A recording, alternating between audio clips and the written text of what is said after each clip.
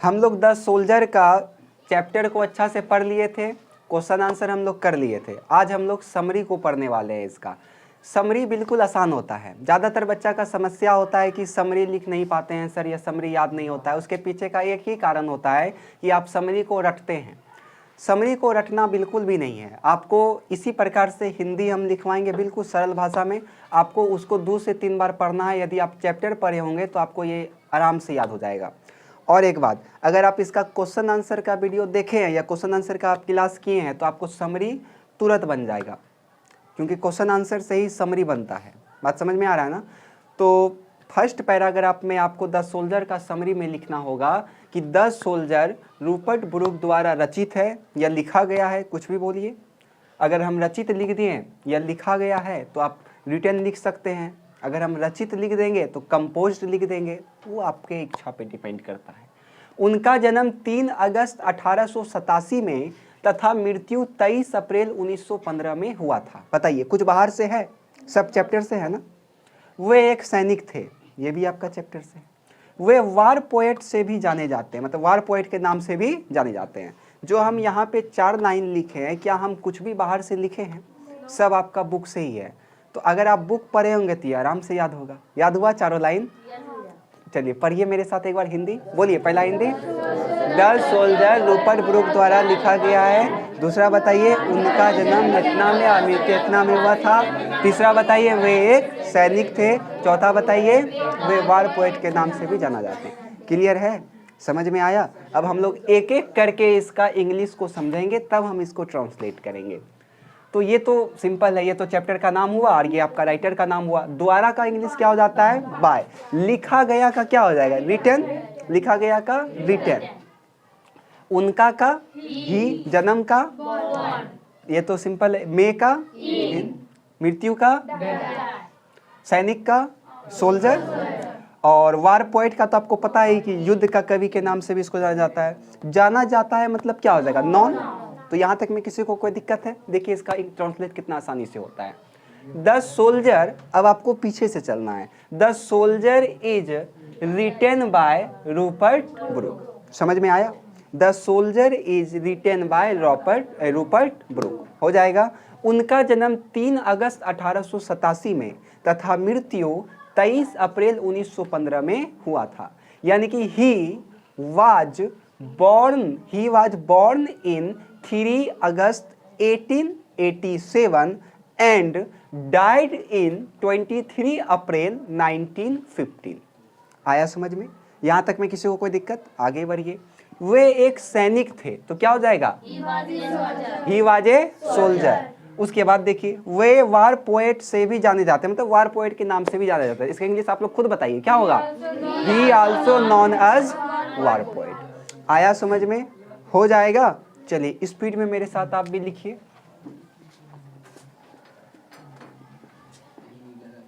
हल्ला नहीं करना है, लिखिए फटाफट।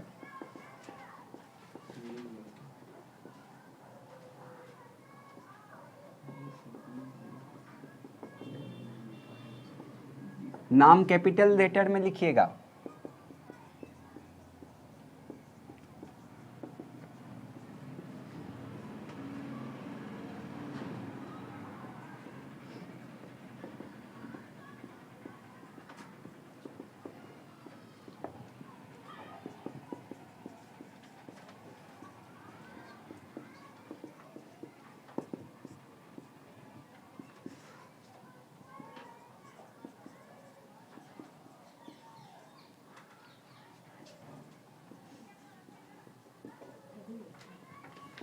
चलिए फटाफट इसको लिख लीजिए आप लोग।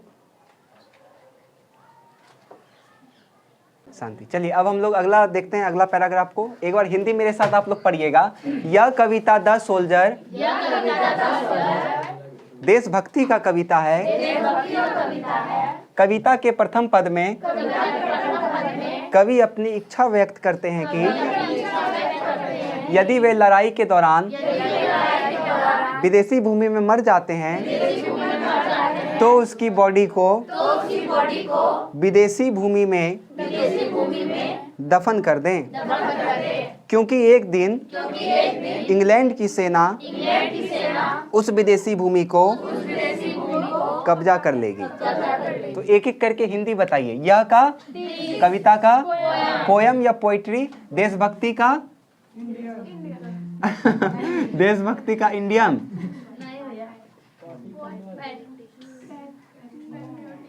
पैट्रियोटिज्म। क्या हो जाएगा देशभक्ति का? पैट्रियोटिज्म। बोलिए मेरे साथ, पैट्रियोटिज्म। देशभक्ति का पैट्रियोटिज्म हो जाएगा यहाँ तक में। अब आगे बढ़िए। प्रथम का फर्स्ट, इच्छा का विश, व्यक्त करना यानी कि एक्सप्रेस। एक्सप्रेस मतलब या फिर रिवील भी आप कर सकते हैं, REVEL, या फिर एक्सप्रेस, EXPRESS। अभी बताते हैं तुमको। लड़ाई का फाइटिंग, दौरान का ड्यूरिंग, सब तो क्वेश्चन आंसर में आया होगा। विदेशी भूमि का फॉरेन फील्ड, मर जाता है, क्या हो जाएगा? डाई। बॉडी का तो समझ रहे ना, मरा हुआ जो बॉडी है उसका। विदेशी भूमि पता है। दफन का ब्राइड बता चुके थे आप लोगों को। उसके बाद कब्जा करना का आपको हम बता चुके थे, कंस्क्वायर। ये सब आपको बता चुके हैं क्लास में। अगर आप क्लास किए होंगे तो इसमें आपको कोई कष्ट नहीं हो रहा होगा। तो देखिए इसको हम कैसे ट्रांसलेट करते हैं। This poem is a poem of, क्या हो जाएगा? पैट्रियोटिज्म। समझ में आया? क्या बोले हम? This poem the soldier is a poem of patriotism. या तो आप पोयम के जगह में पोइट्री भी बोल सकते हैं, उसमें कोई दिक्कत नहीं। आया समझ में? तो वन लाइन में किसी को कोई दिक्कत है? और ध्यान दें, इसको आपको पैराग्राफ चेंज करके लिखना है। क्या बोले हम? This poem the soldier is a poetry of या पोयम ऑफ पैट्रियोटिज्म हो जाएगा। फिर देखिए क्या कहा जा रहा है। कविता के प्रथम पद में यानी कि in the first stanza of poem, in the first stanza of poem, in the first stanza of poem, कवि पोएट व्यक्त करते हैं। तो poet express his wishes, poet express his wishes की डेट। क्या हो गया इसका Hindi? In the first stanza of poem, poet express his wishes death हो जाएगा। फिर देखिए, यदि इफ वे लड़ाई के दौरान विदेशी भूमि में मर जाते हैं, यानी कि if he die in foreign field during fighting हो जाएगा। If he die in foreign field during fighting, then, तो मतलब देन, तो देन उसकी बॉडी यानी कि his body buried in foreign field हो जाएगा। क्योंकि बिकॉज एक दिन, one day, because one day England की सेना यानी कि आर्मी ऑफ इंग्लैंड, इंग्लैंड की सेना यानी कि army of England conquer that foreign field हो जाएगा। होगी है मतलब फ्यूचर में है तो विल लगा दीजिए। Because one day army of England या फिर England's army will conquer that foreign field हो जाएगा। किसी को कोई दिक्कत है यहाँ तक में? चलिए स्पीड में इसको लिखिए आप लोग।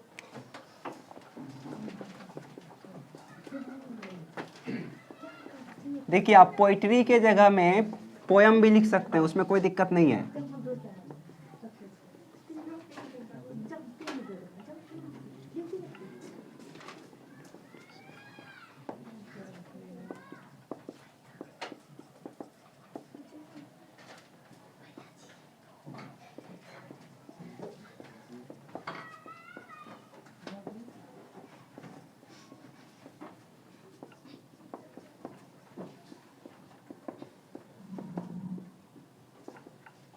थोड़ा जल्दी लिखिए।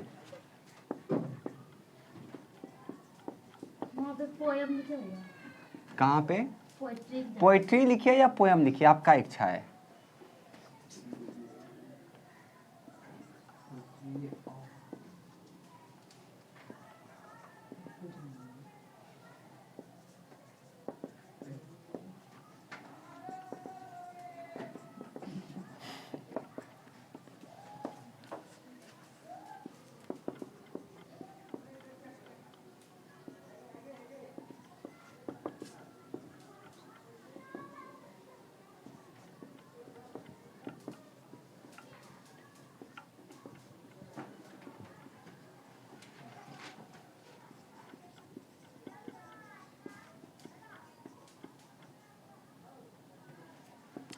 अच्छा, आर्मी का हम यहाँ पे प्लूरल बना दिए, ठीक है, आर्मीज।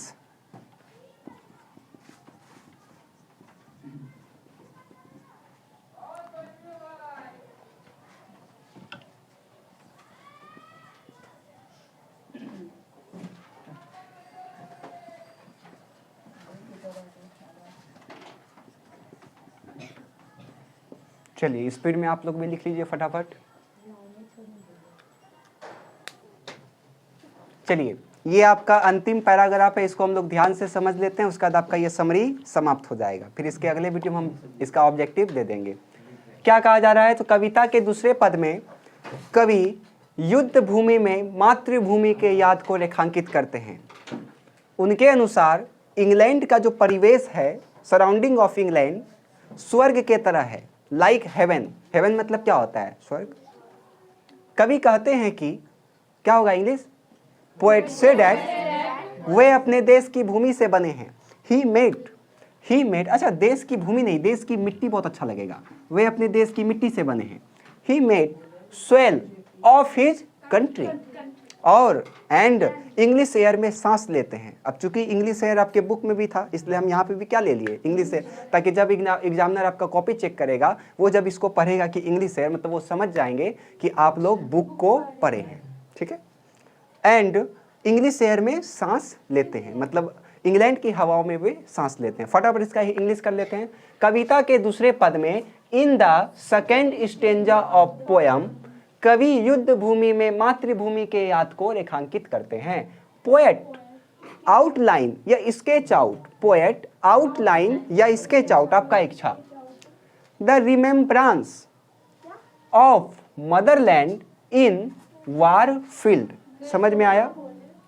इन the second stanza of poem poet sketch out या आउटलाइन द रिमेम्ब्रांस मतलब याद, of motherland in war field, युद्ध मतलब वार, फील्ड मतलब भूमि।